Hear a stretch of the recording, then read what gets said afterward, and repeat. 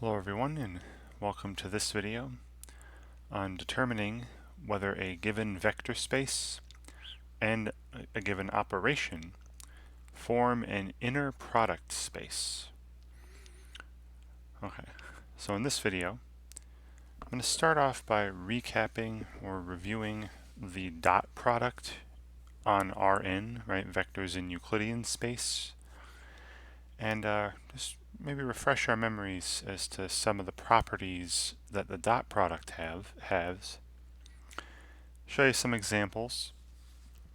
Hopefully all the dot product stuff I go over will be familiar. Then I'm going to talk about a more general function, a more general operation called an inner product on just any general vector space.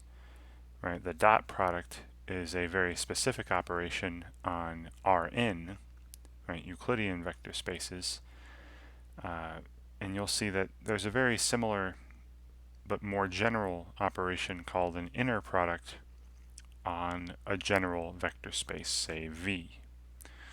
And we'll go over the properties of those, and you'll see that they're very similar. Again, they're just it's just a generalized version of the dot product. Right? These things called inner products. And then I'm going to go over examples where I show you that a specific vector space and a given operation form one of these, what's called an inner product space. Right? So there's going to be some definitions here, some properties, and some examples of operations that are inner products and operations that aren't inner products at the end.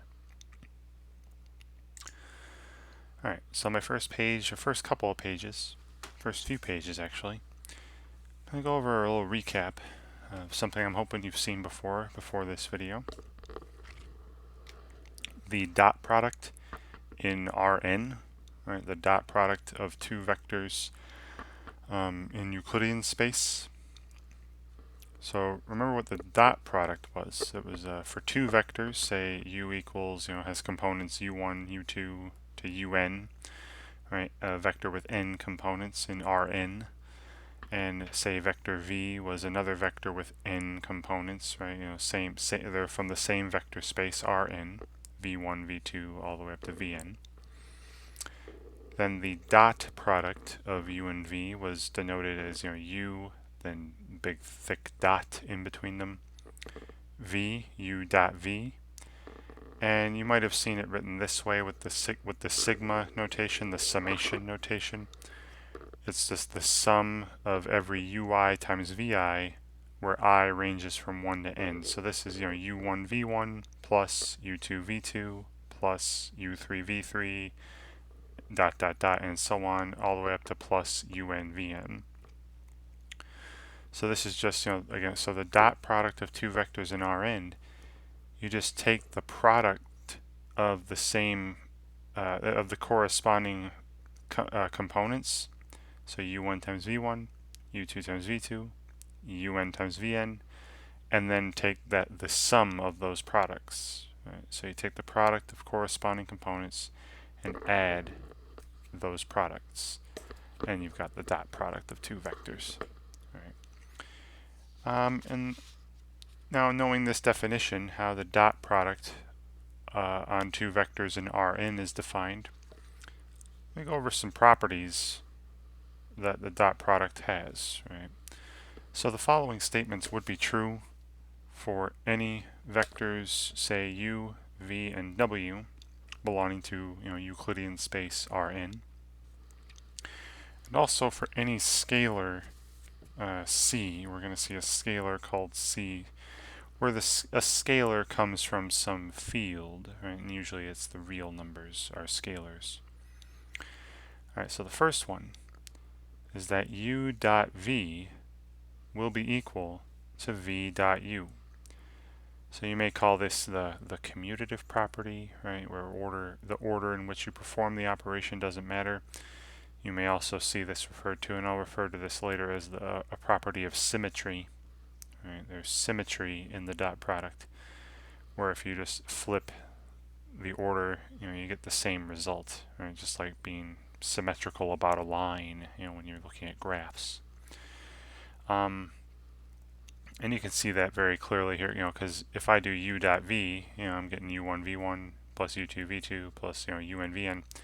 And these are these are components that are real numbers here. So real numbers are commutative. I can just switch these orders, make it v1 u1 plus v2 u2 plus vn un. So that would just be v dot u. Right? So u dot v equals v dot u. The dot product was distributive over vector addition. And when I say vector addition, I'm going to be assuming the standard way you add vectors in Rn.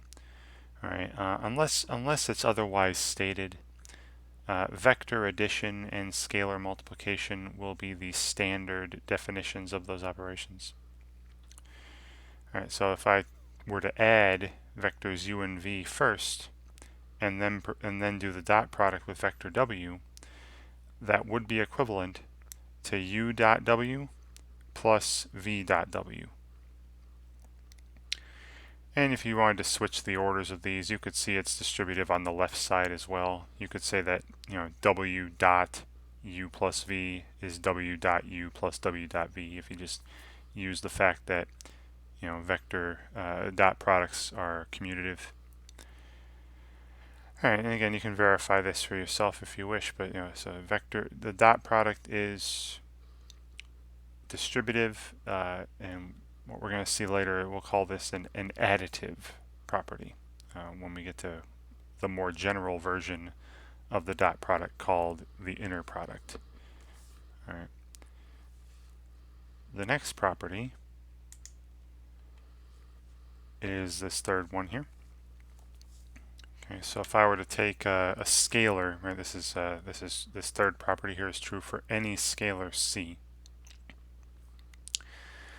If I multiply vector u by c, all right, so multiply each component of u by c, right, again, the standard definition of scalar multiplication in Rn, and then did the dot product with v, that should be equivalent, it will be equivalent to the scalar c multiplied by the dot product u and v.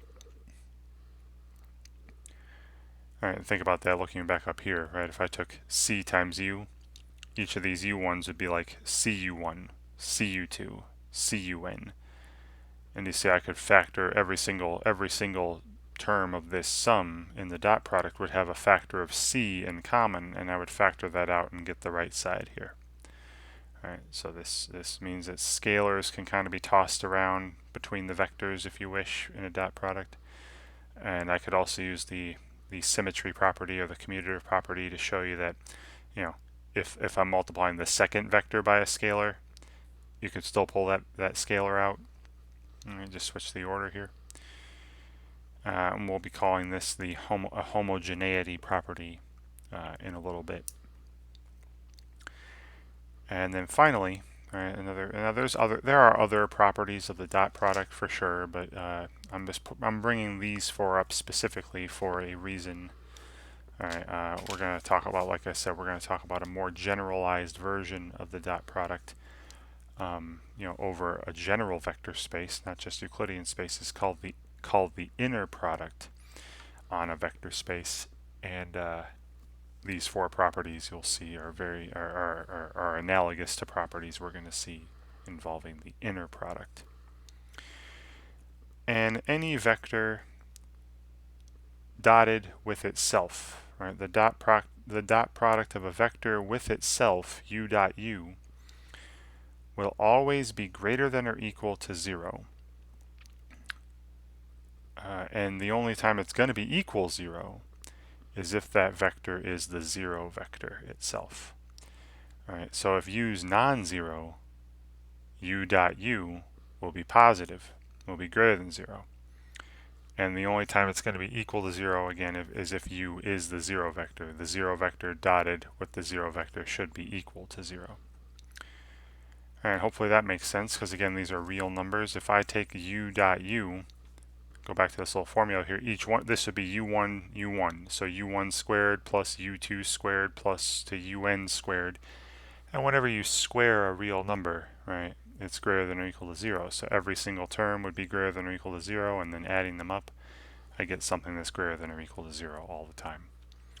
On this last property here, where the dot product of a vector with itself is always positive or 0, I'm going to call this the property of positive definiteness, or positive definite property.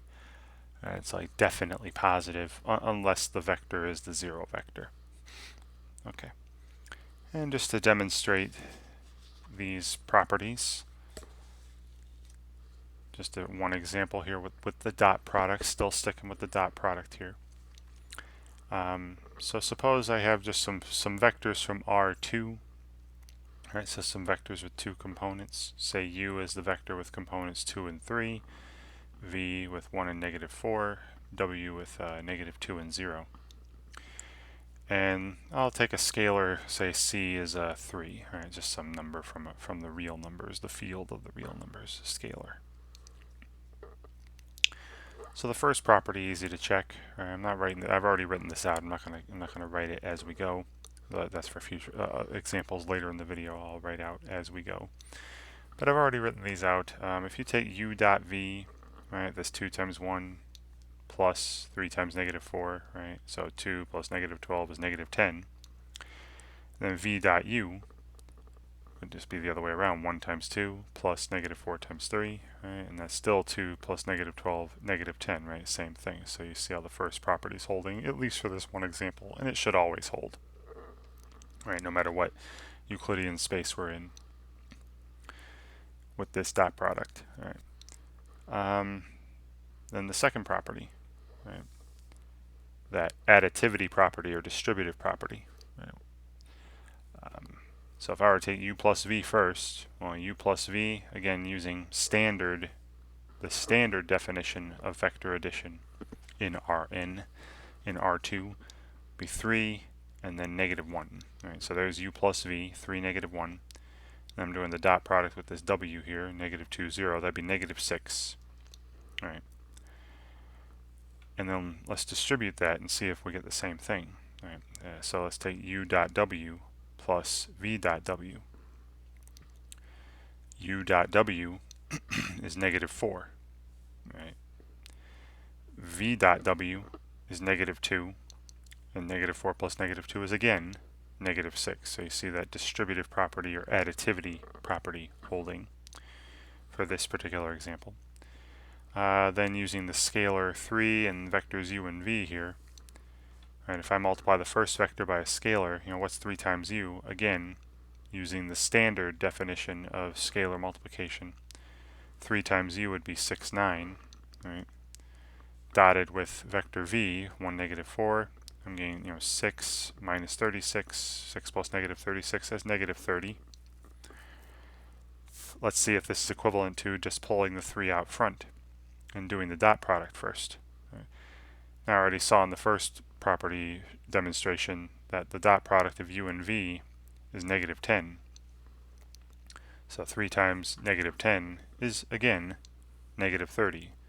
So that homogeneity property is holding, right, property 3 I mentioned earlier. And then the fourth one, positive definiteness, or the positive definite, always positive or 0. Well, since none of these vectors are the 0 vector, right? None of these vectors are the 0 vector.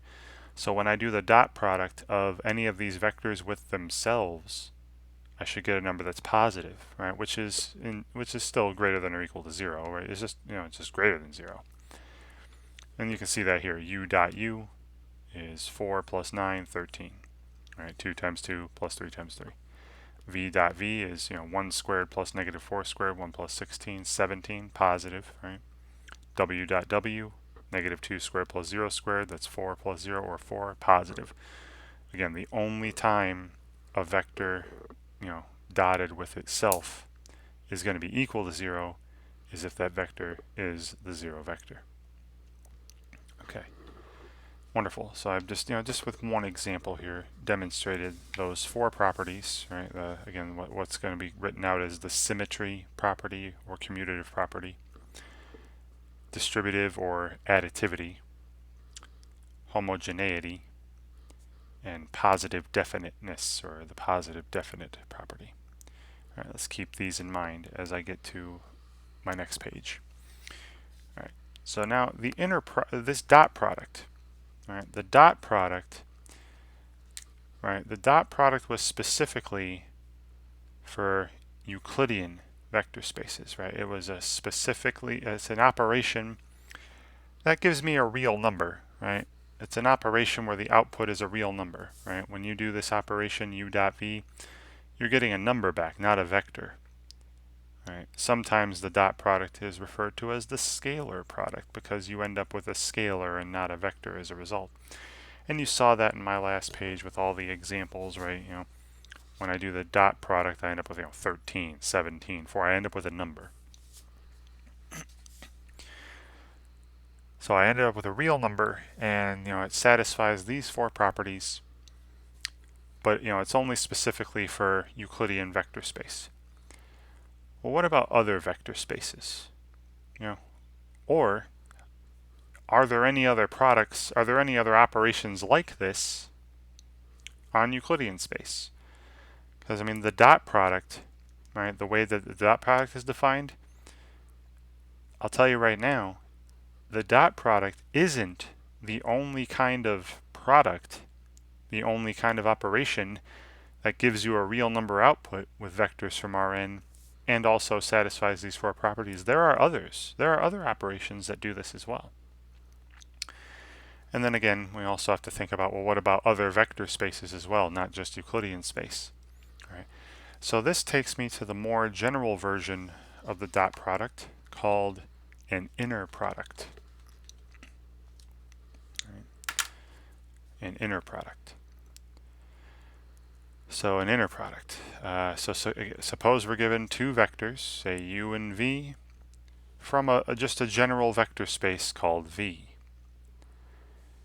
An inner product on V, right, or an inner product of these 2 vectors, which again is in this vector space V, is denoted by this symbolism here, where you've got, instead of a dot, right, not using a dot product anymore.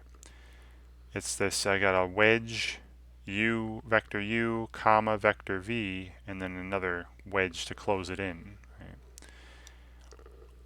This is called the inner product of vectors u and v. This is a binary operation, or a function. Right, it's a function because for every pair u and v I plug in, I'll get a real number back, one real number back. Every input will give me one output. So you could also call this a function. Is a binary operation or is a function that produces a real number, right? That not a vector, right? The output will be a number, just like with the dot product, and satisfies the following 4 properties or the following 4 axioms. And you're going to see how very similar these are to the properties I just showed you involving the dot product. So in order for a function to be considered an inner product on a vector space, it has to produce a real number output. That's number 1, right? And then the 4 properties, I guess that's number 0 if you want to call it. It has to produce, it has to be a function that gives me a real number as an output, just a number, and satisfy the following properties. 1, the symmetry property, or you could call it the commutative property if you wish.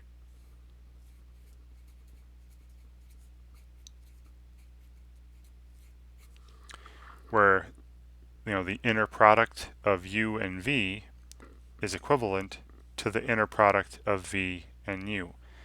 And you see how similar that is to my dot product, right? The dot product of u with v equal to the dot product of v with u. But again, just more generalized, because I don't have like a formula here yet, right? For the dot product, I have a specific formula. For other vector spaces, we might be given different functions or different formulas, right? And we'll have to verify that these properties hold in order to say that that function is an inner product. Then number 2, right, the additivity property, which again you could think of as a distributive property. Now, some books I'll say call this additivity in the first slot. because I'm starting with u plus v here in the first slot. But because of the symmetry, right, because the commutativity, you can switch the orders.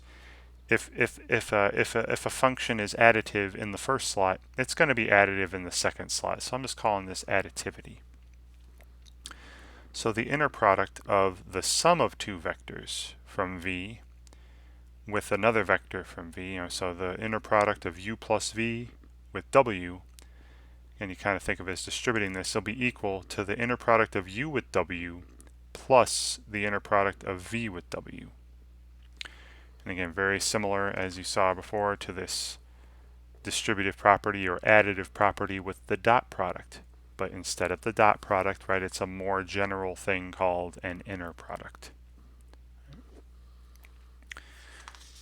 Then we have 3, what's called homogeneity. Again, in some books you might see this called homogeneity in the first slot, but because these inner products, these functions, these operations should be commutative or symmetric, right? It won't matter which order. So if you're homogeneous in the first slot, you're homogeneous in the second slot as well. So here is, I'm taking it, and again, C is any scalar. If I take the inner product of C times U with V, that's going to be equivalent to C, kind of like pulling the scalar out, C times the inner product of just U and V. And again, you're seeing how similar this is to the third property I mentioned for the dot product. Again, the same thing, only instead of using the dot product, it's this more general inner product. And pardon me, I'm sorry. Pardon me.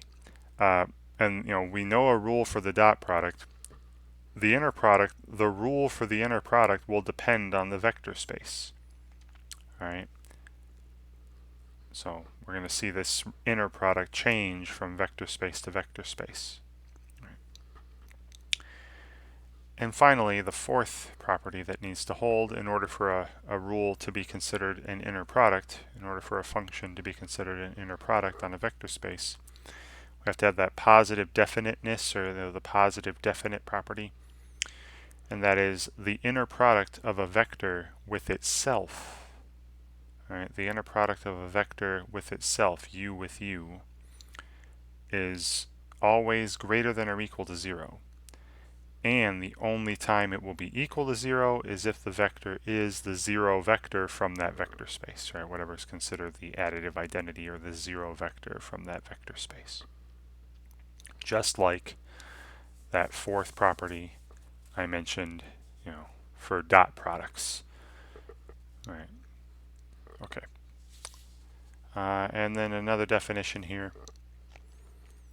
So if you have a rule, if you have a function called this inner product of u with v, if you have a function or an operation or this rule that satisfies all 4 properties on some vector space, right, with vectors from some vector space, a vector space V along with a well-defined, meaning it satisfies all 4 properties, a vector space V along with a well-defined inner product is called an inner product space. All right, so more spaces, right? You got vector space, now inner product space.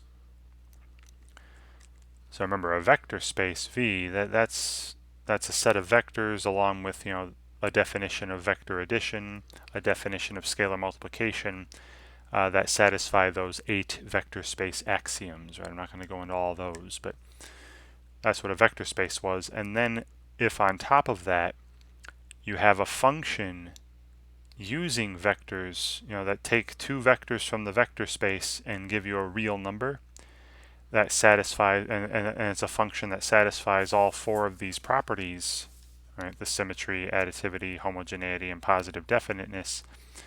Then you have an inner product on that vector space, and the vector space is also called an inner product space. All right, just to let you know that you've got one of these crazy, these well-behaving functions. All right. Okay. So, as I've already shown you, the dot product on Rn is an inner product. It's one of these functions that gives me a real number output and satisfies all four of those axioms, as we just saw earlier in the video, right? So for example, the dot product is an example of an inner product on the vector space Rn, right? Again, if I don't mention the operations, when I say on a vector space, I'm assuming the standard definitions of vector addition and scalar multiplication for that vector space, okay? So you could say that the inner product of u and v, the rule for it on Rn, here's one rule that satisfies all four axioms. Is just, you could say that this is u dot v, right? That's one example, just one example of a function on vectors from Rn that satisfies all four of those axioms. So Rn with the dot product is called an inner product space, right? Because you have a vector space Rn with the standard vector addition and scalar multiplication, and there's also this function involving vectors from Rn that gives me an output that's a real number, right? U dot v will be a real number and satisfies those four properties. So Rn with that dot product is an inner product space. Right. Now, the dot product is used very often in a lot of applications, in geometry and physics and all sorts of places, R2 and R3 especially.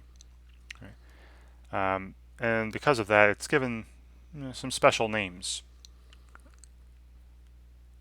So the dot product is also referred to as the following. So if you ever hear these come out of my mouth or read it in a book somewhere, these mean the dot product. The Euclidean inner product. The Euclidean inner product, right? The dot product, as I mentioned up here, is an inner product on Euclidean vector spaces, right? R2, R3, R4, R5, and so on. So it's called the Euclidean inner product sometimes. Or, again, because it's used so often and it's very simple to calculate, the dot product of two Euclidean vectors, it's often referred to also as the standard inner product. Right? The standard inner product on Rn. So if it's ever mentioned that you have inner product space Rn and they don't tell you what the rule for the inner product is, assume it's this standard one. Right? It's kind of like with operations, vector addition and scalar multiplication. If you're ever told that you have a set that's a vector space and they don't tell you the operations involved, what vector addition is defined as and what scalar multiplication is defined as, remember you just assume the standard definitions. So same here. If you're told that a vector space is an inner product space, right? If you're told, I'm looking at, inner product space R3, and they don't tell you what the rule for the inner product is, right? They don't give you a little equation like this here, where they tell you what the inner product is equal to. You just assume that they mean that the inner product is the dot product. All right. But very often they'll specify, what inner product is being talked about. All right. So, for the next several examples, I'm going to show you examples of functions that are not the dot product that also satisfy the four axioms, so that are also considered inner products. All right, now some of these will be on Euclidean space. I think just one of them really. And some of them will be inner products on other vector spaces. But they're all the same, where they're functions that, there's going to be some rule for a function where the output's some real number and that function, satisfies all four properties, and I'm going to show you that it satisfies all four properties. All right. So dot product, Euclidean inner product, no problem. All right. So here's something to show you that the dot product is not the only inner product on Euclidean vector spaces. I'll make that note over here. Right? The dot product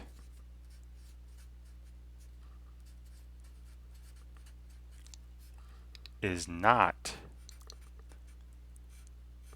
the only inner product on Rn on Euclidean vector spaces. And there are others. There are lots of others. All right.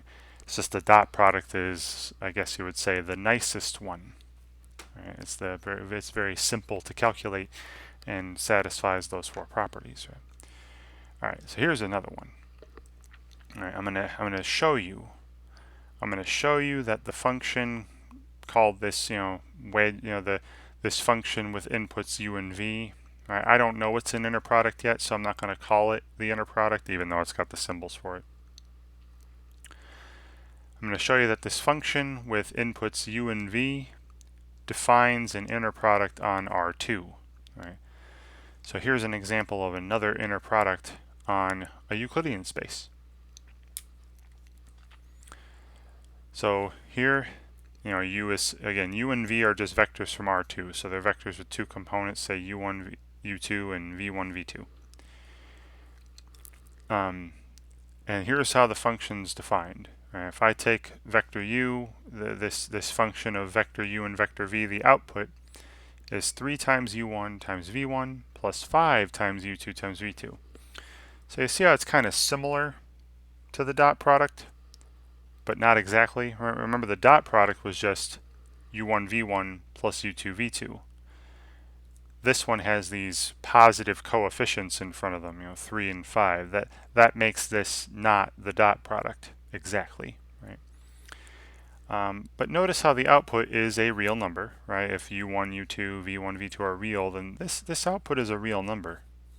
Okay, so that's important to note, right? And then let's see if it actually goes, if it satisfies the four properties. So 1, right? Does it satisfy that symmetry property? Now I already know what, if this is vector u and this is vector v, and then I know later I'm going to have to use a vector w that's also from R2, so I'm going to throw up what w is up here. Say it's got components w1 and w2, right? I'm going to need that for when I show the additivity or that distributive property. And let's let C be a real number, right? Be a scalar. Right, so C represents any scalar. And that's going to be needed for that homogeneity property when I get to that in a minute. All right, so I already know what this function, when I input u and v in this order is, the output is 3 times u1 times v1 plus 5 times u2 times v2. Now if I look at the other order, this product with vectors v and u in that order, right, we just switch the order of these components here. Right? This would be v1 v2 with u1 u2. So the output would be 3 v1 u1 plus 5 v2 u2. And because these are real, right, these are from the R2 here, all these components u1 and v1 are real numbers, u2, v2. This is equivalent to 3, and I could just use the fact that real numbers are commutative under multiplication, and switch the order. V1 times u1 is the same as u1 times v1, and v2 times u2 is the same as u2 times v2. And look, they are the same. And this was for any vectors u and v. So we do have the value of this function at uv, right? U and v is the same as the value of this function at v and u. And notice I'm not calling it an inner product yet. I'm calling it a function because I don't know if it's an inner product yet. Right? I've only verified one property so far. So I'm still going to call it the function at u and v and the function at v and u. And when we actually show all the properties are true, then I'll call it the inner product of u and v. All right, so that was symmetry. 2. Does it have that, additivity or additivity in the first slot? Additivity. Sorry, I can't spell. That's a I-V-I-T-Y. Sorry. Does it have that additivity or distributivity? So what I'm going to take the value of this function at u plus v and w and see what I get. All right. Now u plus v. Again, this is under the standard vector addition, standard scalar multiplication. What is u plus v? U plus v would be the vector u1 plus v1, and then u2 plus v2. And that second vector w is, again, just w1, w2. All right, and then the way this works, right, the way the rule works, this function is, the output is 3 times the first component of the first vector, right? u1 is just the first, 3, so 3 times u1 plus v1 times v1. Now this v1 here is just the first component of the second vector, so that's w1. All right, so instead of u1 I have u1 plus v1, right? Instead of v1 I have w1. Right? Plus, and then 5 times, and then u2 in this rule is the second component of the first vector. So that's this u2 plus v2, right? The second component of the first vector. And then v2 in the rule is the second component of the second vector, which is now, w2.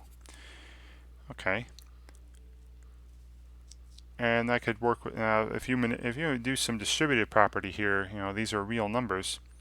If I distribute 3w1 and then 5w2, I'd be getting 3u1w1 plus 3v1w1 plus 5u2w2 plus 5v2w2. All right. And if I rearrange these things where I have the u1w1, u2w2 together, and then the v1w1, v2w2, the u's and w's, v's and w's near each other, I get 3u1w1 plus 5u2w2 plus, and then the 3v1w1 plus 5v2w2. And look at this. Right, wouldn't this just be the value of that function at u and w? Right, where it's 3 times u1 times w1 plus 5 times u2 times w2. Right? Plus, and then these last two terms here, wouldn't that be just the value of this function at v and w? Right, that's the value of this function at v and w. Now I could have also started with this, here I could have started, when I did this u plus v with w, I could have gotten down to here and then started with this, maybe the right side of the equation, and then work my way back up and show that they were equal, right?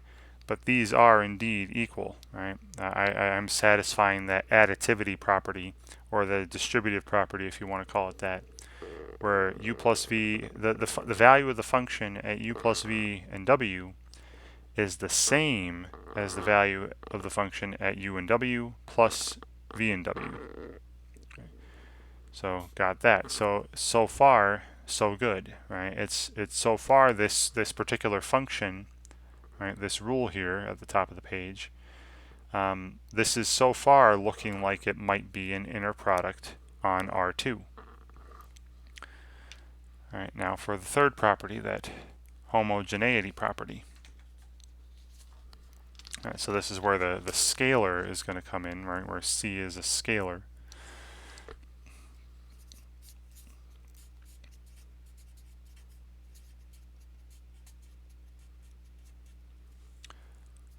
So remember, I'm trying to show this, that the value of this function at cu and v is just going to be equal to c times the value of the function at u and v, right? Pulling the scalar out. Right. So let's see.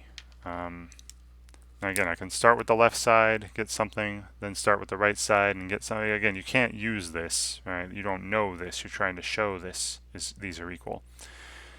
So if I start with the left side, say cu with v, right, and what's c times u? And again, this is standard operation, standard scalar multiplication. C times u would be the vector cu1, cu2. And vector v is just v1, v2.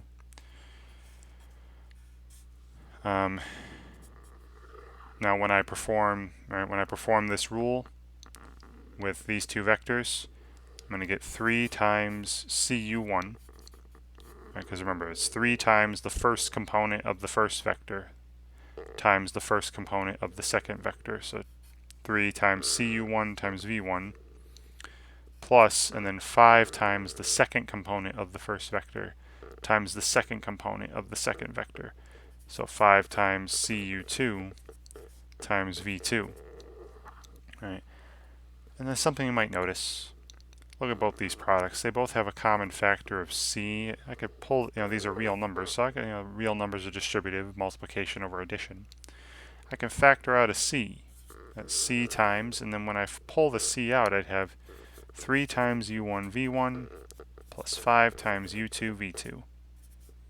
And if I factor the c out, and look at this, isn't this just c times, this expression in the parentheses here? That's just the value of this function at u and v. It's right there.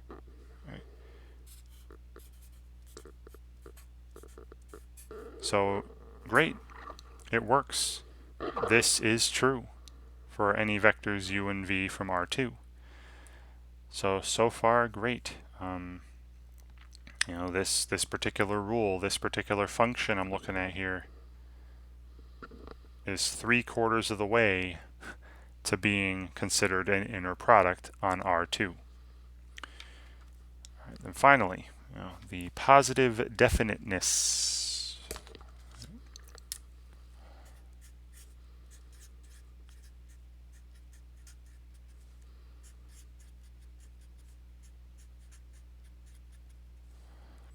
So question is the value of this function on a vector with itself, u with u, is that always greater than or equal to 0? And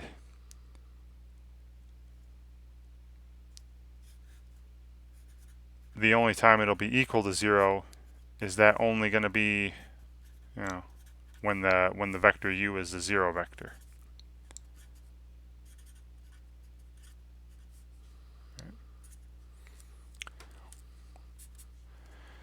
All right, so let's take a look. So I just got some vector u from R2 up here. If I perform this function, right, evaluate this function with u and itself as the inputs, right, with u and u, this should be 3 times u1 squared, right? 3 times u1 times u1 plus 5 times, and then u2 v2 would be u2 u2, right? So 5 times u2 squared. And since u1 and u2 are real numbers, right? These are from R2, these vectors.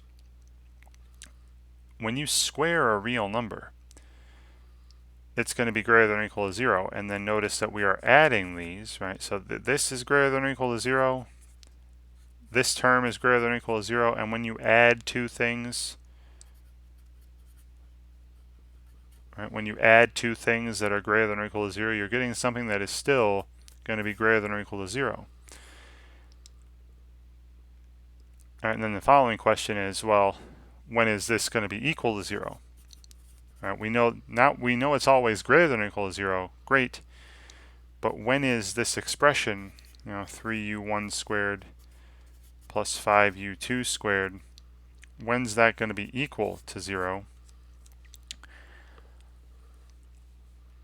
well, as mentioned earlier, if u1 is not 0, right? If u1 is not 0,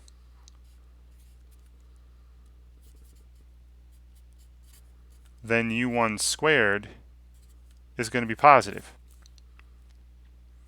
So this has got to be a positive term here, right? So this term 3u1 squared is positive if u1 is not 0.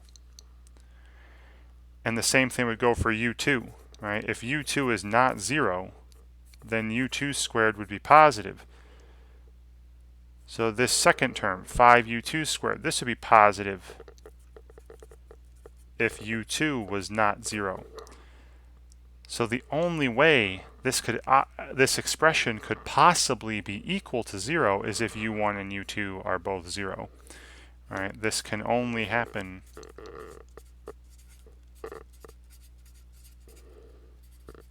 when u1 and u2 are both 0. In other words, when u is the 0 vector, as I was saying up here. All right.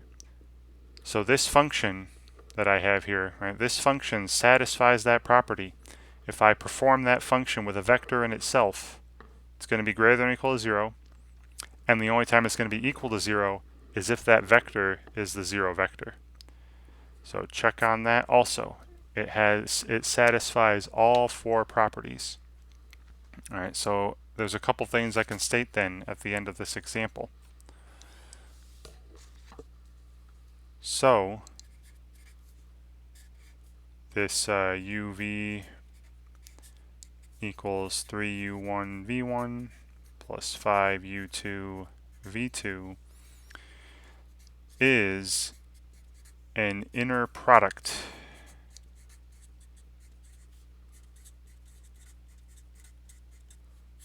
on R2, right? It's a function involving components of vectors from R2.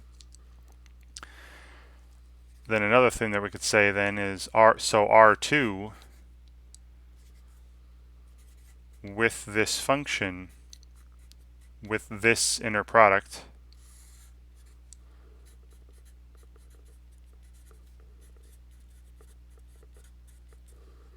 is an inner product space.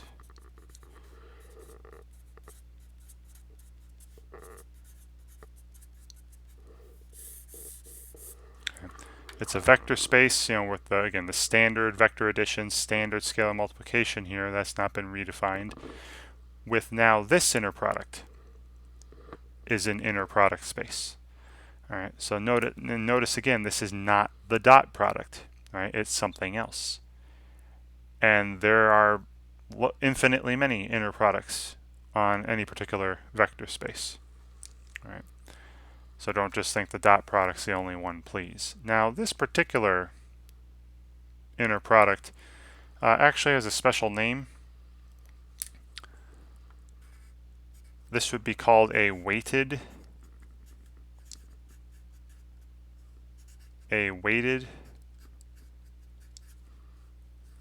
Euclidean inner product.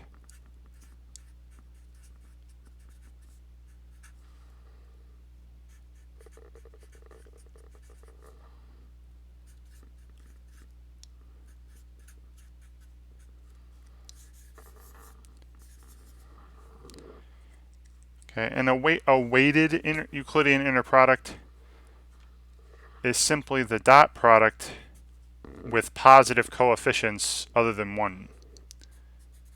This is just the dot product with positive coefficients other than 1.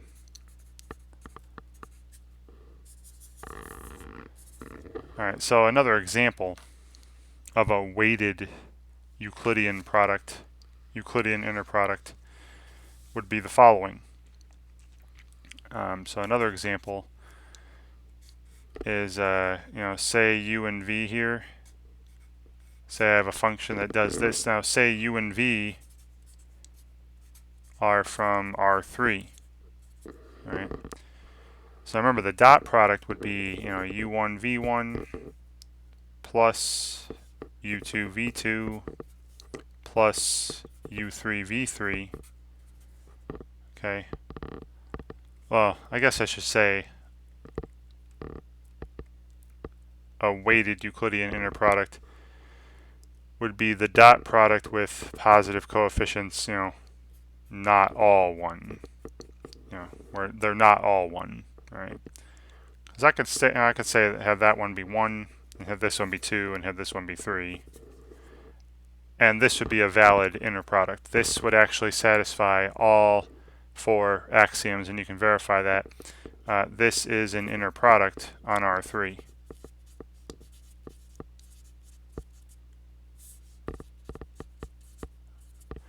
So again, it's just a dot product with positive coefficients that are not all 1. Okay, they're not all 1.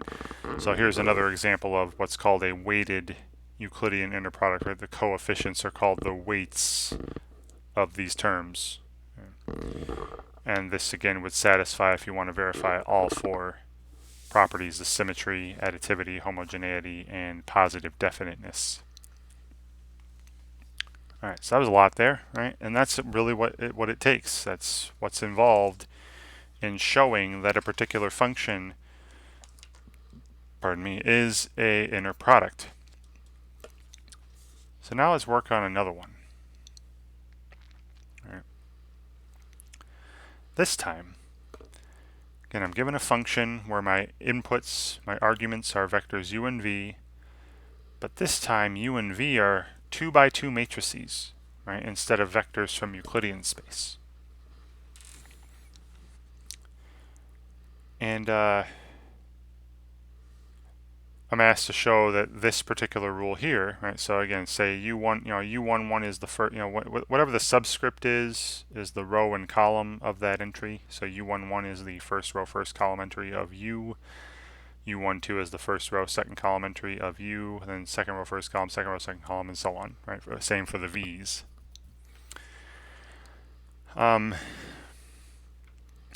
So here's the rule, right? This function takes matrix, vector u and matrix vector v, and it's, this is kind of like the dot product.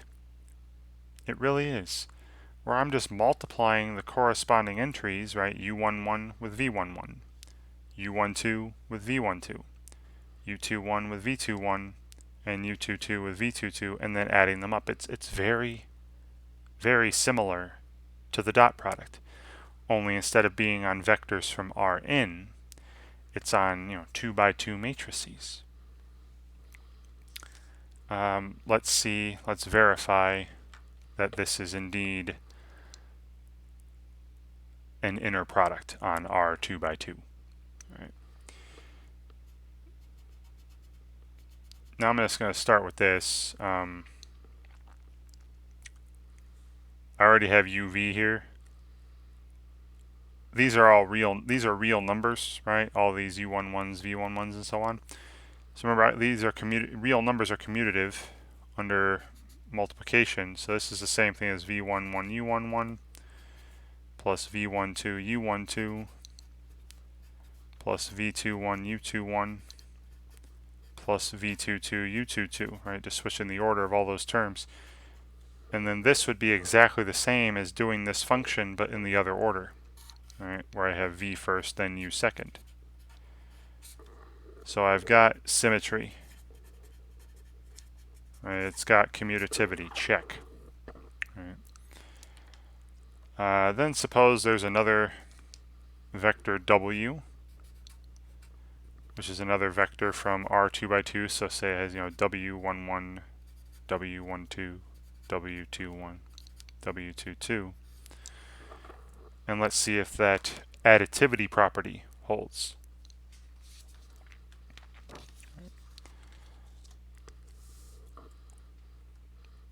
So is U plus V with W, right, as the inputs of this function, is that going to be equal to the output when I have U and W plus the output with V and W? Right. Let's see. Now u plus v. Right, u plus v, again, this is standard matrix addition. So u plus v has, u11 plus v11 is the first row, first column entry. u12 plus v12 is the first row, second column. Then u21 plus v21. Then u22 plus v22, right? This is, I didn't mention that matrix addition changed, right? It's a standard matrix addition. And I'm just going to write w because we can see w up there. And remember the rule, right? This rule, this function I'm looking at, just multiplies corresponding components and adds them together. So u11 plus v11 times w11 plus u12 plus v12 times w12 plus u21 plus v21 times w21 plus, and then u22 plus v22 times w22. And if I distribute these and then put some stuff together, can you see how I would have u11 w11, right, from this? And then, again, rearranging some terms, I'd have u12 plus w12 from here. I'm sorry, times w12. u12 times w12. Plus, and then u21 times w21. Plus, and then u22 times w22. Right? And that was just the first parts of the distributing. And then the other terms I'd have would be v11 w11 plus v12 w12 plus v21 w21 plus, and then v22 w22. And you see the first four terms there are exactly what I'd get if I ran this function with vectors u and w, right, with the matrices u and w. So that's the value of the function at u and w plus, and then the next four terms are the value of the function if my input are v and w. So you see I do have that additivity property, right, or distributive property holding here. Okay. So I've got additivity. Ugh, too fast. All right, additivity. Check. Okay. Now how about that homogeneity? Right. So again, let C be some scalar, and I'm looking at C times U with V. Right? What's the output of this function when C times U and V are my inputs? All right. Now I hope you can see. I'm not going to write it this time, but C times U. Right? Remember, I didn't mention any change in the vector addition, scalar multiplication. So it's the standard way you multiply a matrix by a scalar. So this would be CU11, CU12, CU21, CU22. Multiply every entry in that matrix by C. And if I apply this rule, then it would give me CU11 times V11. Right, like this.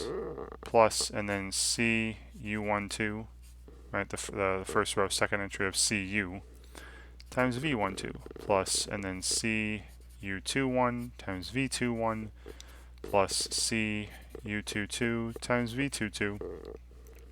And then you can see in every single one of these terms, right, being that these are real numbers and real numbers are distributed, multiplication over addition, you can distribute. We could factor out a C, reverse distributive property, right? This is C times, and then we have U11 V11 plus U12 V12 plus U21 V21 plus U22 V22. And look at the stuff in parentheses here. Isn't that exactly what I'm getting when I run this function with inputs u and v? So this is C times the value of the function at inputs u and v. And that's exactly what that homogeneity property is to be true, right? If I have C, the output with C, u, and v is equal to C times the output with u and v, then we have homogeneity, right? It's just pulling a scalar out of one of these inputs and getting the same output, right? And the same result. So this particular function does satisfy the homogeneity property. Check on that. All right, then lastly, positive definiteness. Right? So I take the value of this function at u and u, right, at a vector in itself. So this matrix with itself. Well, this would just be u11 squared plus u12 squared plus u21 squared plus u22 squared. That's definitely, since these are all, real numbers, each of these entries, this is definitely greater than or equal to 0. And using the same argument I made in the last example, the only way this is going to be equal to 0 is if each of these are 0, right? Each of the u11, u12, u21, and u22. Because if one of them's not, if u1, if they're not 0, then when you square them, you're getting positive numbers. So if one of these is not 0, then you're going to have a positive result, and you can't possibly get this to be equal to 0, right? Because it's all addition here as well. Okay, so this is only equal to 0 when u11 equals u12 equals u21, when they're all equal to 0, right? Or in other words, when that is the 0 matrix, right? Or this is the 0 vector in R2 by 2, right? So yeah, so it's got that positive, it's satisfying that positive definite property. Check. All right. Cool. All right. So that means that this uv equals u11 v11 plus u12 v12 plus u21 v21 plus u22 v22. This is an inner product on the vector space R2 by 2, right? The set of all 2 by 2 matrices under standard matrix addition and standard matrix multiplication. And something else that could also be said is that R2 by 2, along with this inner product,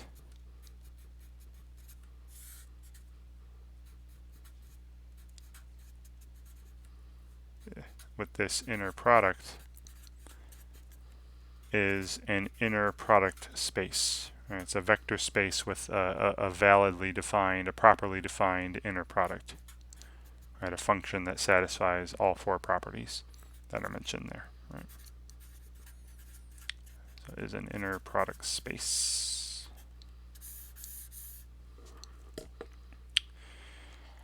And in fact, when dealing with matrices, this particular rule here that looks like, it is basically like a dot product. When dealing with matrices, this is an example of a Frobenius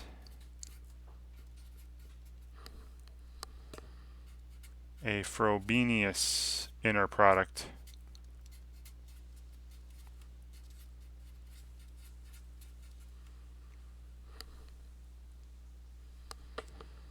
on R2 by 2. Okay, the Frobenius inner product on a vector space of matrices is just like the dot product. You multiply the corresponding entries of the matrices and then add them up. Right. So I'll just make that note here. Right. So a Frobenius inner product is just, multiply corresponding entries of the matrices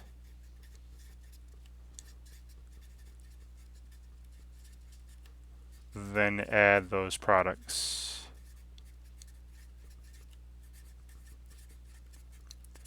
All right, so you can make a you can define a Frobenius inner product on R2 by 3, are 5 by 9.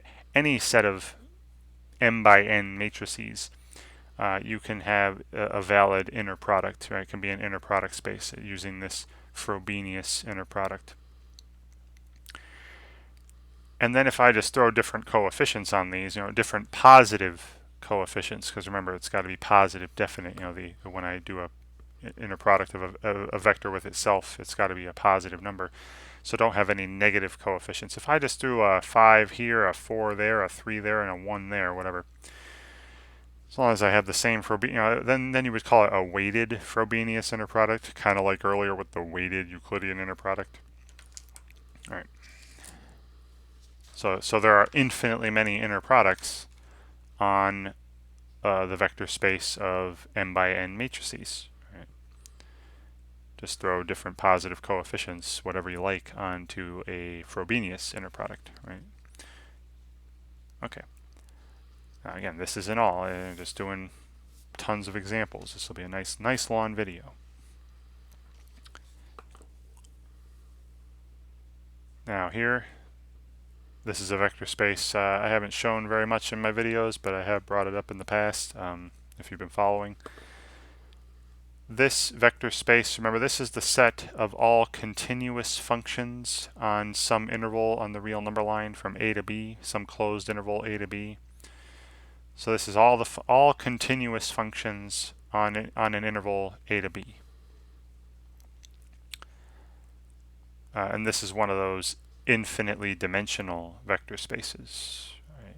It would have a basis with infinitely many vectors, or infinitely many functions. Right? My vectors are functions here, continuous functions.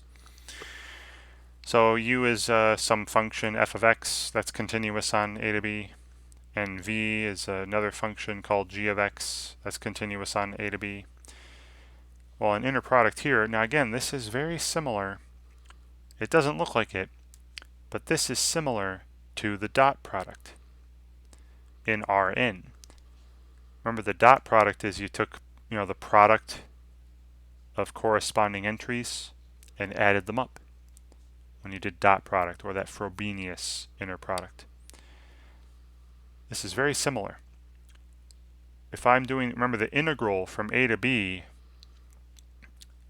is kind of like, there's limits involved and whatnot, but taking the value of f at every input from a to b times the value of g at every input from a to b, which there's infinitely many of those. There's no way you could actually list them. And taking and then adding them up, right? The elongated s is kind of for remember the limit. This involved a limit and some summation notation, right? The limit of a Riemann sum, if you remember your calculus. So this is kind of like the dot product in an infinitely dimensional vector space, where I'm taking products and then summing them over this interval from a to b, adding up products, just like the dot product. All right. So again, let's show these properties. Now I have already started off with uv here. Now remember, f of x and g of x, let's just say, are real valued functions. So they're out there representing real numbers. So you can reorder those. Right? This would be the same as the integral from a to b of g of x times f of x dx. And then this output is just working this function with the opposite inputs. With where you switch the order of the inputs. So instead of f and g, I guess I should say this is also the. Let's use f and g instead of u and v, whatever, same thing, because u is representing f, v is representing g. The inner product of g with f, right? Same thing. Okay. So it's got the symmetry, right? It's got that commutative property going for it. Great. Now let's say we have another function, let's say called h of x, right? Let's say h of x also belongs to this set of continuous functions on the interval from a to b. Let's see if it has the additivity property, or that distributive property. Right. So it's got symmetry. Let's see if this is true. Is this function applied to inputs f plus g and h? Is this going to be equal to, the function with inputs f and h plus the output with function with inputs g and h, f with h plus with g and h. Let's see. This will be the integral from a to b of my first function is f plus g of x, right? So that's remember that's f of x plus g of x, same thing as f plus g of x. And then my second function is h, so instead of g of x being second, now it's h, right, times h of x dx. And because, again, these are real valued functions, we can distribute the h here. And can you see how this is going to, and remember the integral of the sum is the sum of the integrals. This is going to be equal to the integral from a to b of f of x times h of x dx plus the integral from a to b of g of x times h of x dx. And this integral here is just the output of this function when my inputs are f and h, plus, and then this integral here is the output of this function when my inputs are g and h. And look, I've got that additivity, right? I'm distributing the h to the f and the g in that first slot. Right? So I've got additivity. And I think that's the first time I spelled it without messing up. All right. Great. And then suppose C is some scalar. All right, let C be any scalar at all. Let's see if we have that homogeneity property working. Right. So again, C equals any real, let's say real number scalar, right? And let's see if this is true. Is the value of this function with C times f and g, is this going to be equal to the same thing if I just pull the scalar out of that one component, right, of that one input? Is it going to be C times the value of the function at just f and g? Right? Well, if I apply this function to C, f, and g, it's going to be the integral from a to b of C times f is simply C times f of x, right? Some scalar times some constant times f of x. That's the first function. Times my second function is g of x dx. And remember your rules from Calc 1, right? Your calculus class, you can pull any scalar multiple can be pulled outside of an integral, right? So this is equal to C times the integral from a to b of f of x times g of x dx. And look, this is indeed C multiplied by that function applied to f and g, or u and v. Right? So I do have homogeneity. These are equivalent. So that homogeneity property is satisfied. All right, and then one more thing is that positive definiteness, right? When I apply this rule, when I apply this function, this function to a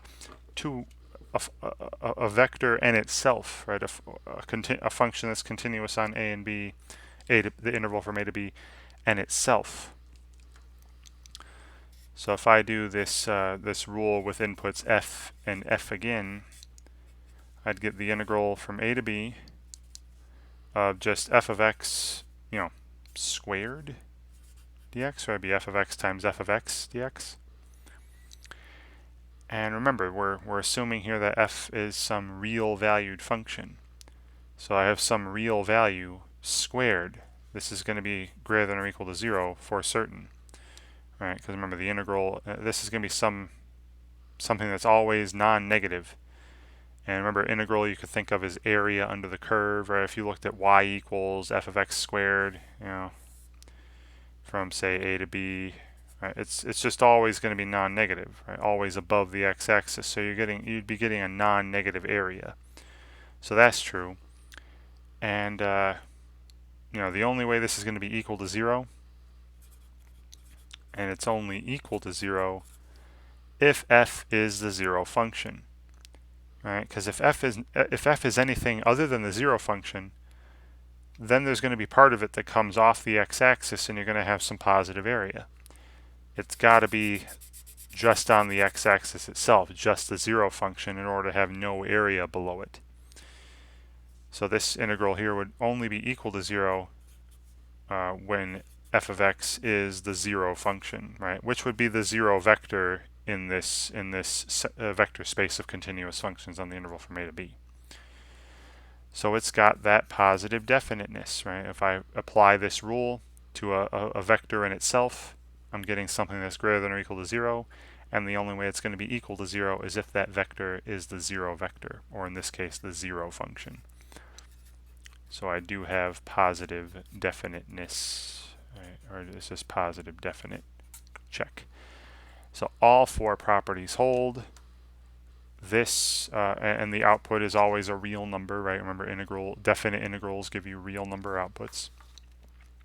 So this particular rule is an inner product on this vector space, this space of continuous functions over the interval a to b.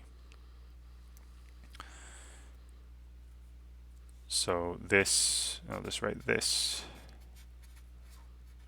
rule here that I have with this integral, this is an inner product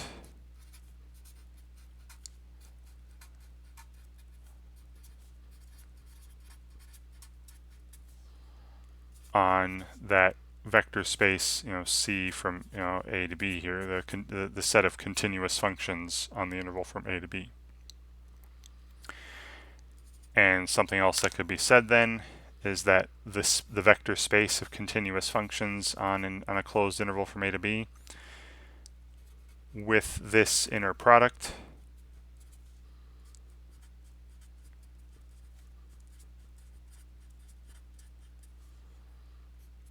is an inner product space.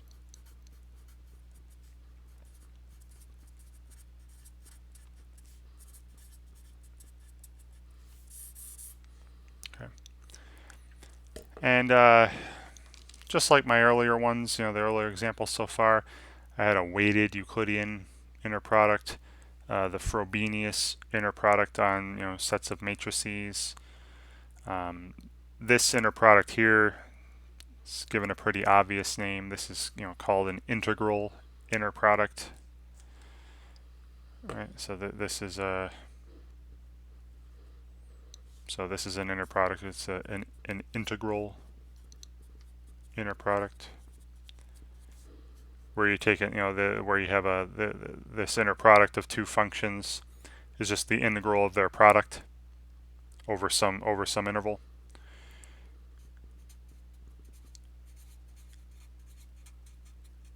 All right. Okay. Wonderful. All right. So far I've shown you, that I've shown you the dot product on Rn, which is also called, the Euclidean inner product or standard inner product on Rn.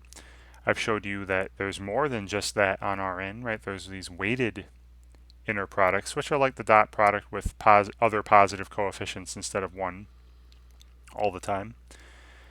But again, positive, not negative coefficients. Be careful with that, because it's got to be positive definite. I showed you the Frobenius inner product on the vector space of matrices, m by m matrices, 2 by 2, 2 by 3, whatever.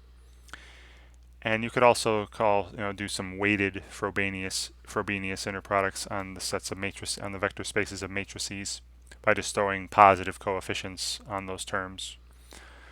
I showed you an integral inner product on a vector space of continuous functions, and this is just a few, people. All right, there are. There's also, remember those P1, P2, those sets of polynomials, right? Sets of polynomials of degree 1 or less, degree 2 or less. There are inner products on those as well that I haven't even mentioned, right? And I'm not going to, right? I'll let you, I'm sure you'll come across some inner products on those spaces in your reading or in other practicing that you're doing, or maybe even other videos you're watching. All right. Now, so far, everything I've shown you, every single rule I have shown you, has satisfied all four properties, has been an inner product on some vector space. That is not always the case, right? Just because I give you a rule that has an output of a real number doesn't mean it's going to satisfy all four properties. All right, and let me show you some examples of that. All right, and these should be quick. All right, because if one of the properties doesn't hold, all you need, to show that a rule is an inner product on a vector space, you have to show that all four properties hold: the symmetry, the additivity, the homogeneity, the positive definiteness. You have to show all four hold. In order to show that a rule is not an inner product, you only need to show that one of the rules fails. Just one. Just give me one example as to where it fails. All right, so that's what I just have two examples of these. All right. So here, I'm asked to show that the function, now again, I know it has the inner product notation with the little wedges, but again, right now, we don't know if it is or not. So I'm not going to call it an inner product unless I know it is, right? Unless I'm told that it is, or unless I show that it is. But here we're going to show that this function we're given does not define an inner product on R2, right? So I'm working with vectors in R2. So if u is a vector u1, u2, and v is a vector v1, v2, here's a rule. And notice the output would be a real number, right? 3 times u1, v1 minus 6 times u2, v2 when I do this rule with u first and v second. The output is a real number, and that's fine. I mean, but that does not mean that this is going to work, right? That does not mean that this is going to be an inner product. It might not satisfy all four properties, right? And the one I'm seeing that's probably the easiest one, because of this negative coefficient. Remember earlier, this kind of looks like a weighted Euclidean inner product. You know how it looks, it has u1, v1, and it has u2, v2. It looks like the dot product at first glance. But the coefficients are, 3 and -6. I mentioned earlier, right, in order for you to have a weighted Euclidean inner product, the coefficients have to be, positive because of that fourth property, right, the positive definiteness. So I'm going to show you that fourth property fails. That's one I can tell right away because I'm seeing this negative coefficient. I'm going to show you that positive definiteness fails.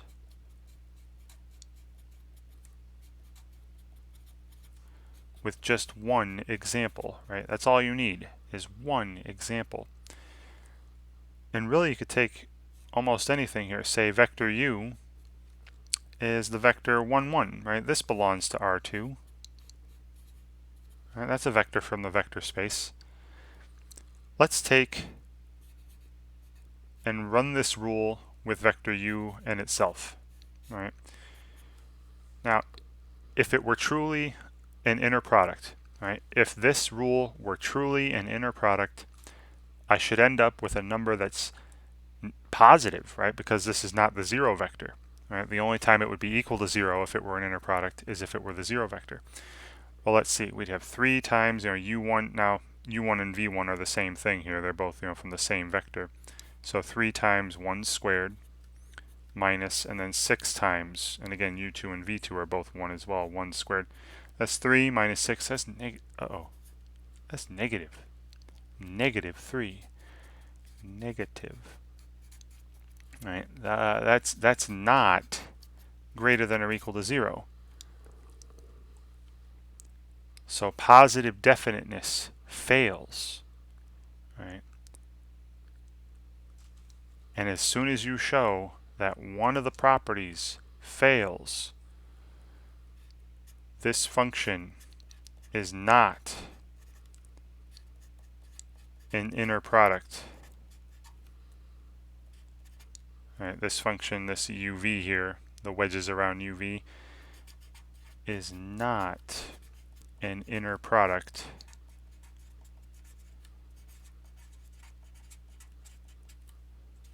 on R2.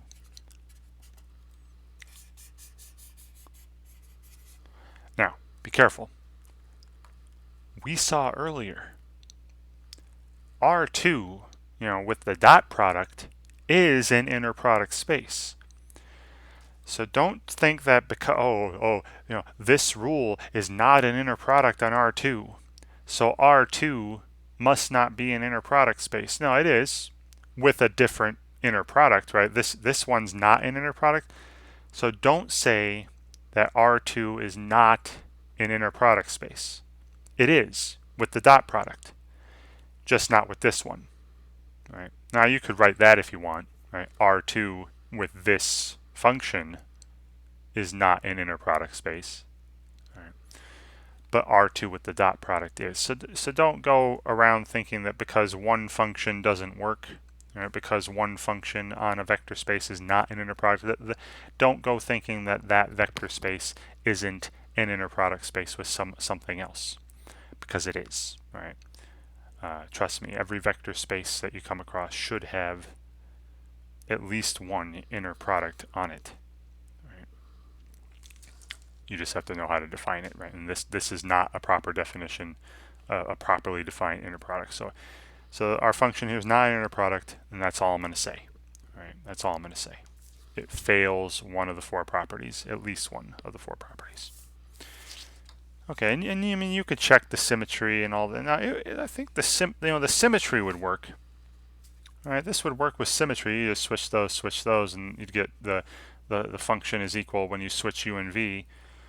Symmetry would work. I think the additivity would work as well, being that these are real numbers. The homogeneity would work as well. I think positive definiteness is the only one that fails. All right, and again, you can check those out, those first three out on your own if you wish.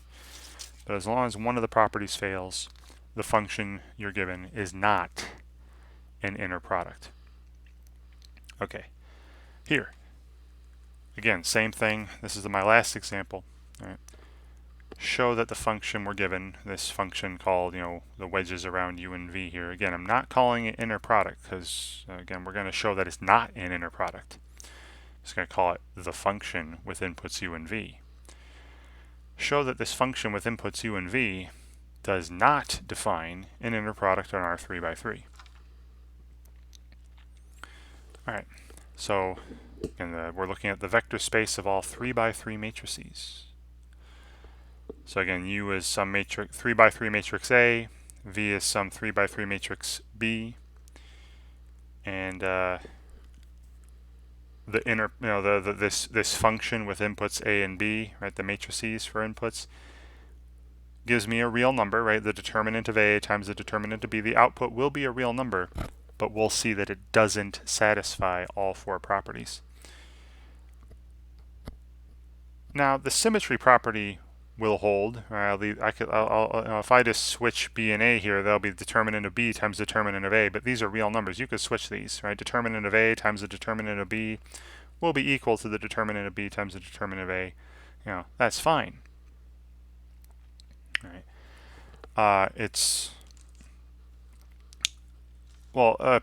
A couple of the properties actually won't hold. Now I'll show you a couple that won't work. Right. I'll tell you right now, I can see it. I can already see it, that the additivity property doesn't hold. Additivity fails. I'll say fails again. So like if I were to take two matrices A and B, let's say A plus B, and then run this function with input A plus B and another 3 by 3 matrix C, this would be the determinant of A plus B, right, the first matrix there, times the determinant of C. That's the left side, right? Now let's see, look at the other side there. What is this? What would this be? With A and C as the inputs plus, and then with B and C as the inputs, kind of distributing the C if you think about it that way. This would be the determinant of A times the determinant of C plus the determinant of B times the determinant of C. Right? And the question is, would these always be equal? Are these equal? Well, the only way they'd be equal, or if you were to factor out, you see this bottom part here, determinant of C are in common. If I factor that out, we'd have determinant of C times, determinant of A plus determinant of B. The only way they're going to be equal is, I'm just going to ask this question. Is the determinant of A plus B equal to the determinant of A plus the determinant of B? And I think we've seen the answer to this in a previous video, or at least previous reading you've probably done. You've talked. If you're up to this point where you're talking about inner products, you've definitely seen stuff on determinants before. The answer to this is no. And I'll give you a counter example, and I'll show you an example as to why. All right. So suppose A as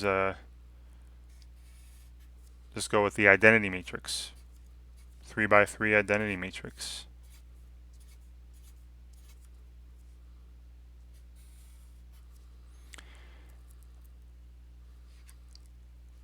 And let's say B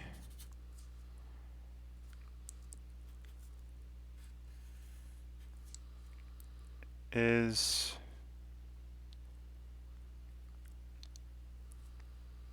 this matrix here.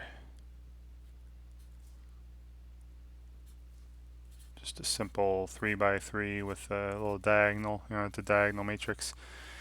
Now we can very easily see, because they're diagonal, right, the determinant of A would be 1. The determinant of B would be -2, right, the product of the diagonal entries. Add these together, right, the determinant of A plus the determinant of B would be -1. But what's A plus B? Right, what's A plus B? A plus B, and just adding, standard matrix addition, would have diagonal 3, 0, 2, and all zeros everywhere else, right? And the determinant of this matrix, right, of A plus B would be 0. There's a whole column of zeros, a whole row of zeros, right? And you see how these are not the same. Right? The determinant of A plus B is not always equal, not generally equal to determinant of A plus determinant of B. So again, let me pick some other matrix, If I say C, and then we'll show that the additivity property fails. Let's pick some other matrix C. Just make another simple diagonal one, 5, 2, 1. Another simple diagonal 3 by 3 matrix.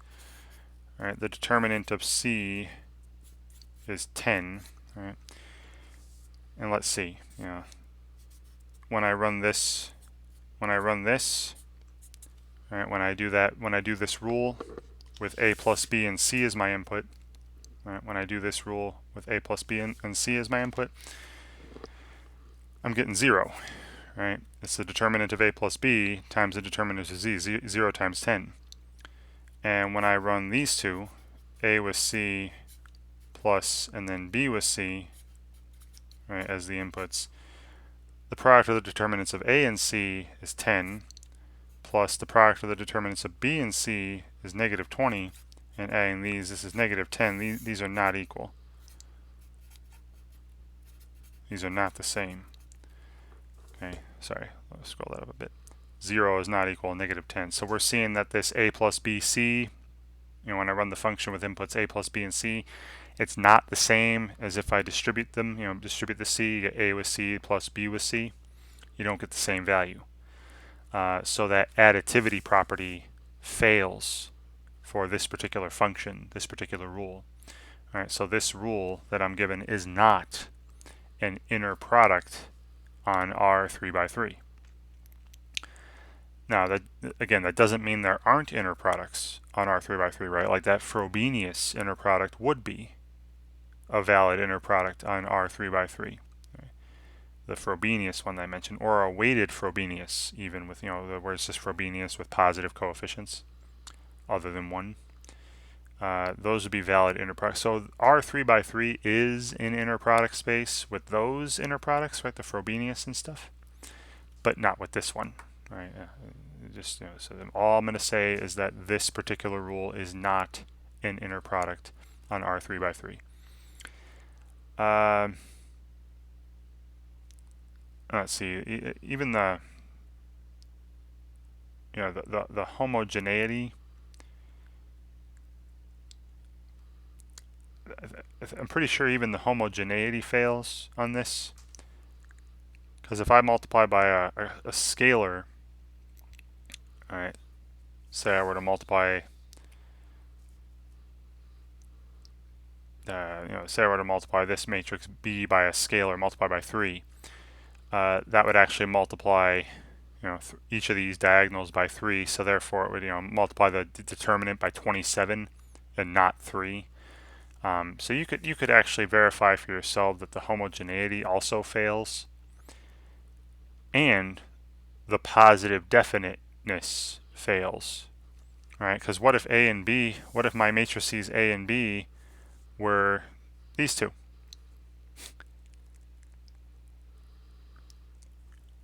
Oh no, sorry, not those two. Remember, if I do a matrix with itself, well, I mean, there are other matrices besides the zero matrix with a determinant of 0. Right? So remember, for positive definiteness, this rule with a matrix in itself would have to be greater than or equal to 0. Now, that would be true, right? That part. Because if you take the determinant of a matrix times itself, you're getting a square, you're getting a non-negative number. But that second part of positive definiteness wouldn't be true. If I take a matrix, there are matrices besides the 0 matrix with a determinant that's equal to 0. Right? So you'd have A with A giving you 0, and A is not the 0 vector. Right? And that's not satisfying the positive definiteness. So additivity fails, and I leave it to you. You could also show homogeneity fails by giving a counterexample, and positive definiteness fails. But you don't have to. Again, I leave that to you if you wish. Right, homogeneity, the positive definiteness. But just show one, right? If you find one rule, one of those properties, one of those 4 axioms that does not hold, then the function you're given is not an inner product, right? So this rule that I'm given right here with the product of the determinants, this is not an inner product on R3 by 3. And that's all I would say, right? Don't go saying that R3 by 3 is not an inner product space, because it is, with the Frobenius inner product, right? So don't go saying that, right? Just simply say, hey, the rule I was given here is not an inner product. Well, let me try to find another one, right? Let me find a rule that is an inner product on a vector space. And again, you should be able to find one, right? As you've probably noticed in some of the examples earlier of things that were inner product spaces, a lot of those inner product spaces, the integral inner product space, and that Frobenius inner product space on the sets of matrices were basically like the dot product in those vector spaces. So I mean, you should be able to set up an inner product in a vector space that's kind of like similar to the dot product. All right. So again, that was a long one. All right, I know. Lots of stuff going on there. It's kind of like you're probably reminiscing back on when you had to show that a certain set, along with an operation of vector addition and scalar multiplication, was a vector space. Right? Remember, you had to verify that all 8 vector space axioms held true. Right? So it's kind of similar to that. When you're trying to show that a particular function is an inner product on a vector space, you have to show that all 4 of these properties hold true. So it can be a bit tedious, as you've seen, right? I only did like 3 examples where there was an inner product on a vector space, and you saw how long those took. Because that's the hard part, right? Showing that a particular function is an inner product space, you have to show all 4. verify that all four are true for every pair of vectors, every set of vectors and scalars, related to that vector space. Showing that a rule is not, showing that a function is not an inner product space can be a little easier, right? Because again, all you need to do is find one of the four properties that fails and give a counterexample. All right, so hope you enjoy practicing problems like this. Practice tons of them, get used to this concept of inner product.